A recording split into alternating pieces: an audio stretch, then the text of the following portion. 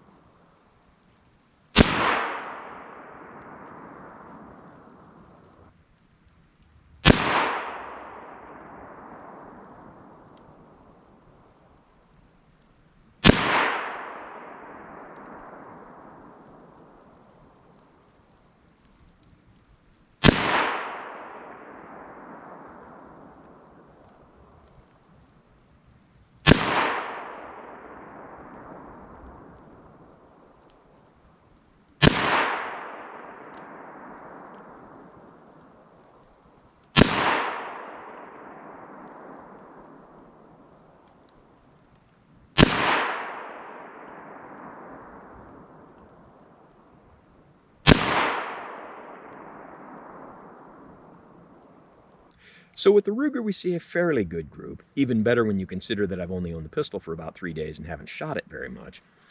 With the FN, we see one flyer, that's just me, and a mediocre group, which is even worse when you consider that I've owned that pistol for 8 or 9 years and I've shot it a lot. But with the Ruger, this pistol has big, high visibility, fully adjustable sights, and a fiber optic front sight.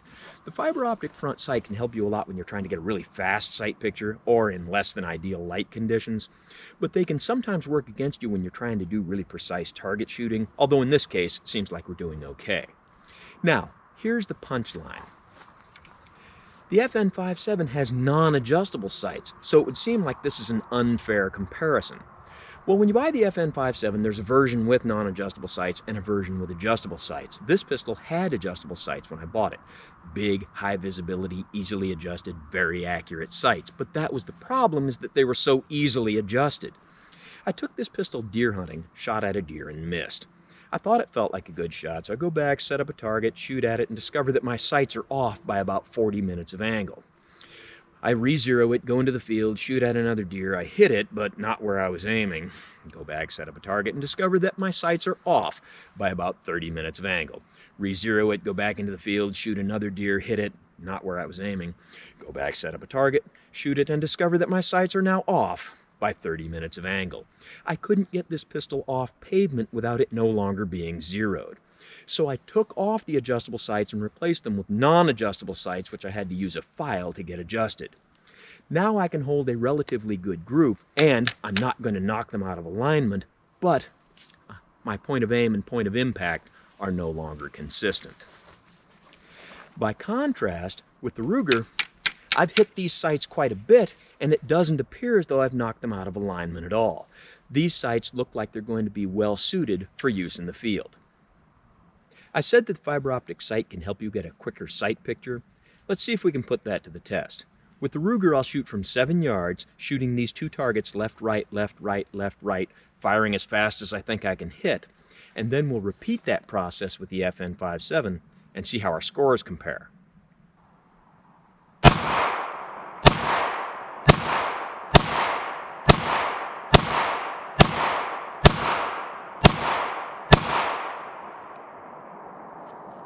I've got the shot holes covered with blue pasties so they're easier to see. Each of these targets had a total possible of 50. On our first target, we got 50 with 3x, and on our second target, 50 with 4x. So now we'll put up 2 new targets, and we'll repeat this with the FN and see how our score compares.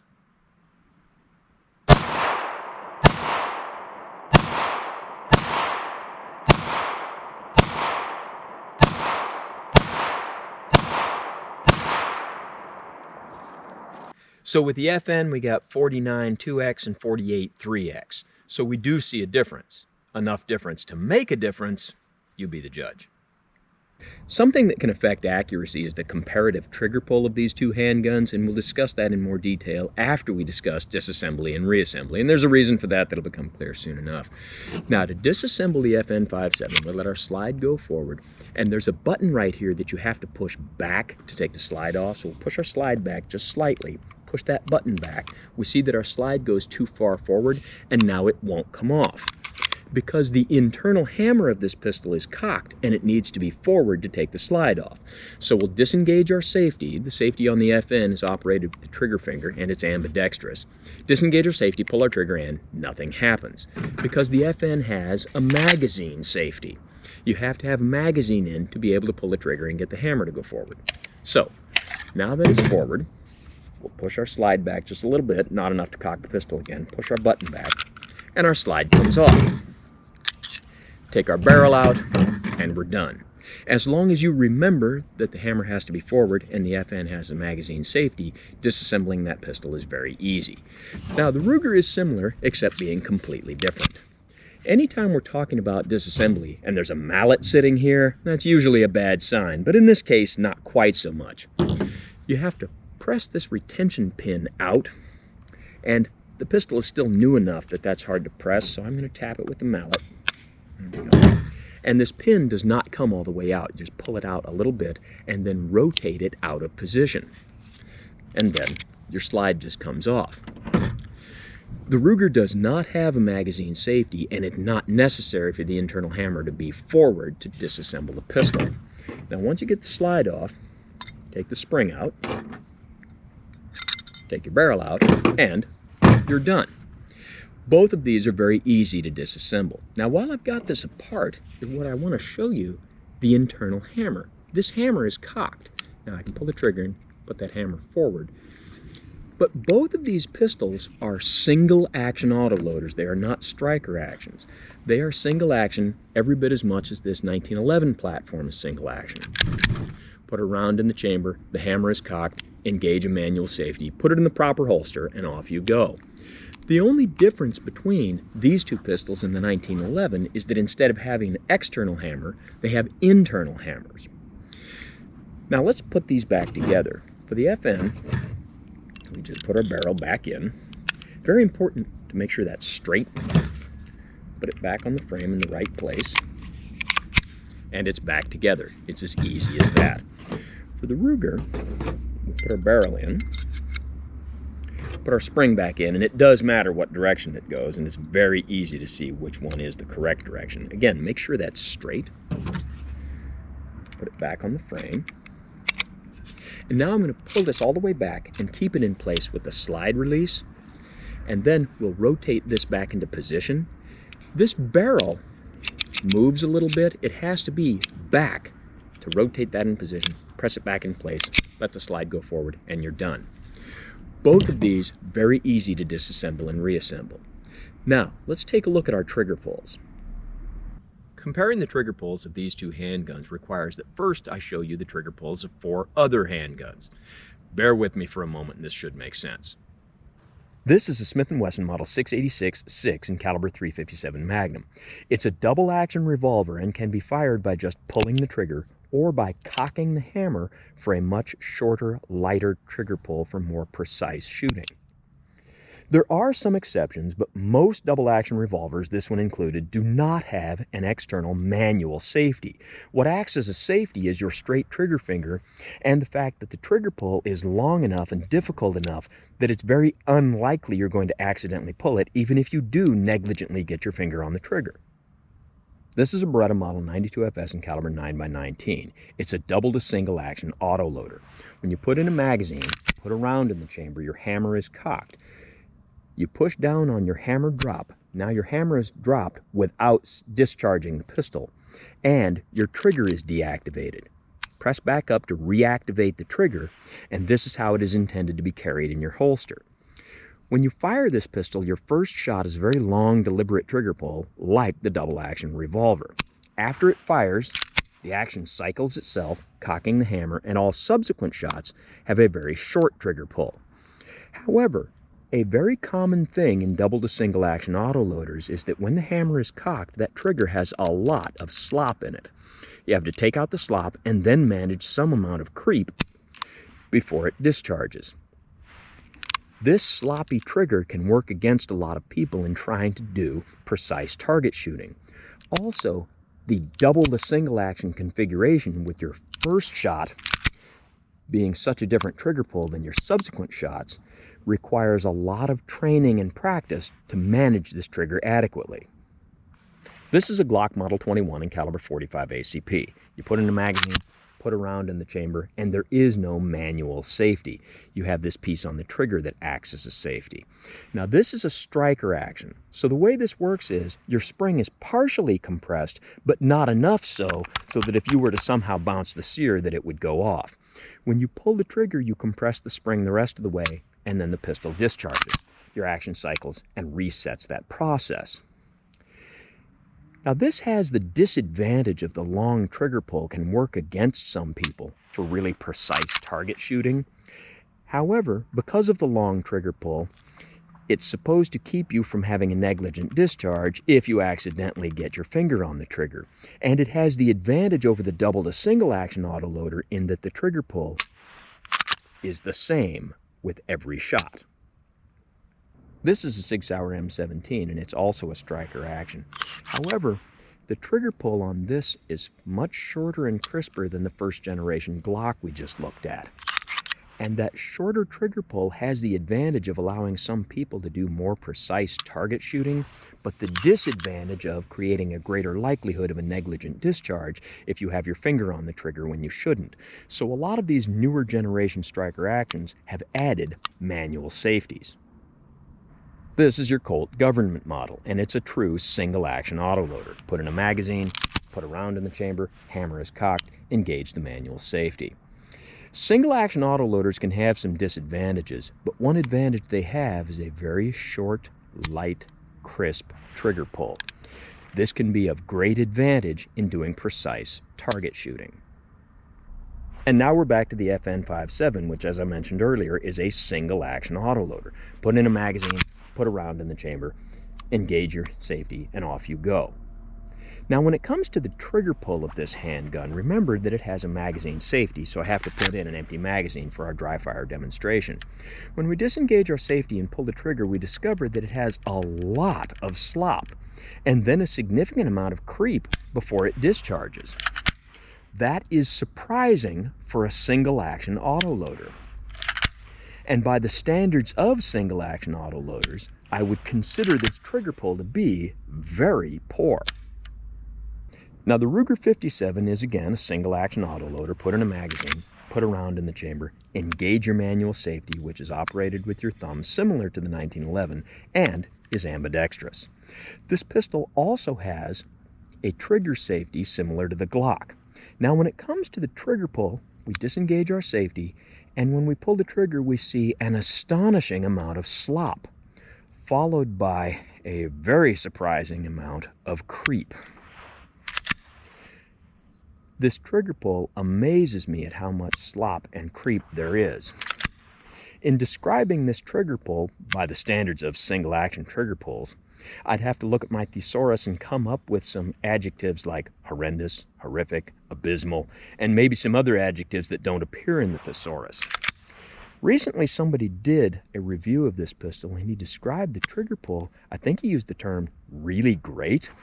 I would have to ask the question, on what did he base his conclusion that that is a great trigger pull? The next thing I want to discuss is the comparative power of these two handguns. They're both the same caliber, but there are some design differences, including a 4 3/4 inch barrel versus a 4 7/8 inch barrel. Now, are the differences enough to make a difference? Probably not much, but let's go to the chronograph and see what we can find out. I've got the chronograph set up at 7 yards, and I'll start with the FN FiveseveN, which I have loaded with Fabrique Nationale SS197 SR ammunition. That's 5.7 by 28, which has a 40 grain VMAX projectile, like a ballistic tip.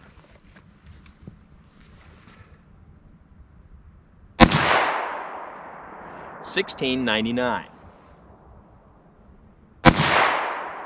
$16.80, $16.31, $16.71, $17.03, and $16.54. Now let's see how that compares with the Ruger 57. And now we'll try the Ruger, which is loaded with the same ammunition.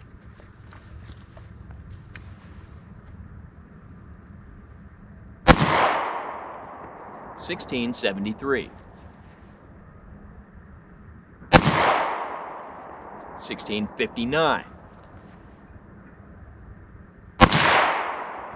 $16.67,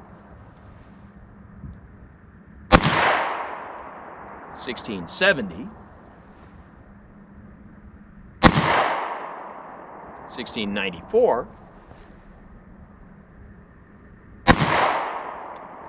and $16.70.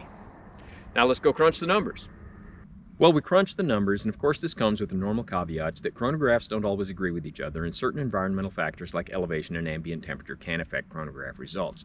And the results we got were, with the FN, a mean velocity of 1,673 feet per second. With the Ruger, 1,672, a difference of 1 foot per second. I think we can safely say that the design differences of the two handguns will not affect the performance of the round. But speaking of the performance of the round, let me show you something. For those who haven't seen it before, this is the meat target. The meat target is leather jacket skin, followed by pork steak pectoral, pork ribs, a bag of grapefruit to simulate lung tissue, more pork ribs on the back, 4 layers of t-shirt on the front, 4 layers on the back, and the whole thing followed by the new and improved high-tech fleece bullet stop. I shoot several meat targets with a variety of 5.7 by 28 ammunition in our video entitled FN FiveseveN versus the meat target. And because we're not really talking about the caliber, we're comparing platforms today, shooting the meat target isn't necessary. However, people never tire of seeing it, so we'll shoot it again. I'm going to shoot from 7 yards with our FN SS197 SR ammunition, which I have loaded into the Ruger 57. Let's see what kind of damage we can do.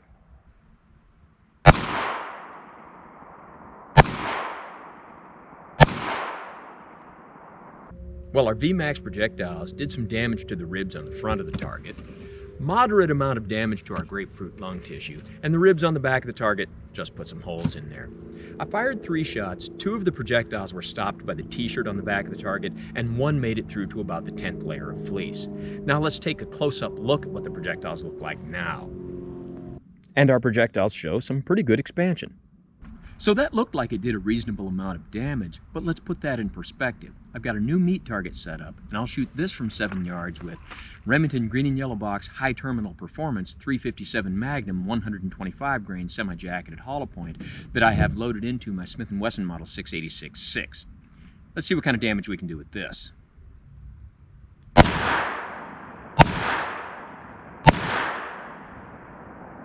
Well, here's our pork chop pectoral. Our ribs on the front of the target, that's self-explanatory. Now we have grapefruit lung tissue puree, and the ribs on the back of the target, where the projectiles hit ribs, shattered them. And all of the projectiles were stopped by the t-shirt on the back of the target. Now let's take a close-up look at the projectiles. And here's our projectiles, and you see that the expansion is extensive and very uniform, and we have some fragmentation. So the question comes up, what does this demonstration have to do with the comparison between the FN FiveseveN and the Ruger 57? And the answer is, frankly, not much. But it does illustrate that although some people think that caliber 5.7 by 28 is an end-all be-all cartridge that can not only break eggs but make an omelet, that it's not only a floor wax, it's a dessert topping as well, the reality is that in shooting large animals, the performance of 5.7 by 28 is usually not that impressive compared to more traditional calibers like 38 Super Auto, 357 Magnum, or 45 ACP. Now there's a few more things to discuss in this comparison. First, when you purchase either of these handguns, they come with 2 magazines. When you buy the Ruger, it also comes with this nice Brobdingnagian box. Another thing to discuss is the appearance of these 2 handguns. I concern myself with reliability, durability, accuracy. Some people concern themselves with aesthetics, and the Ruger is new wave, space age, cool. Many people would consider it a more attractive handgun than the FN, and that's important to some people. But in this comparison, there are 2 things that I consider to be paramount. The first is cost. Now, I don't like to discuss the specifics of price because prices can vary so much from one place to another. But when I purchased this FN a few years ago, I paid $1,000 for it. Now I'm seeing them for over $1,200. By contrast, the Ruger has a manufacturer's suggested retail price, according to the sources I read, of $799. Let's round that off to $800. But when I purchased this one last week at D&B Supply in Pendleton, Oregon, I paid $650 for it. So the Ruger can run $400, $500, even $600 less than the FN. That is a big difference, and it is the difference between being able to buy it or not being able to buy it for a lot of people. The other thing I really concern myself with is reliability. Now, some handguns have a break-in period. This FN had a break-in period. The first time I took it to the range, it malfunctioned a lot. I had to take it home, work the slide 1,000 times, go back to the range. The reliability improved greatly. By the time I'd had 200 rounds through it, the reliability had improved even more. However, even past that break-in period, this has never been one of my most reliable auto-loading pistols. I've had more malfunctions with this than I've had with this Colt, this SIG, and this Beretta combined. In the preparation for today's presentation, I had 2 malfunctions with this handgun. Now, by contrast, this Ruger, I've only had it a few days and I've only put about 200 rounds through it, but it did not have a break-in period, and so far the total number of malfunctions I've had with it has been 0. When it comes to the reliability of this handgun,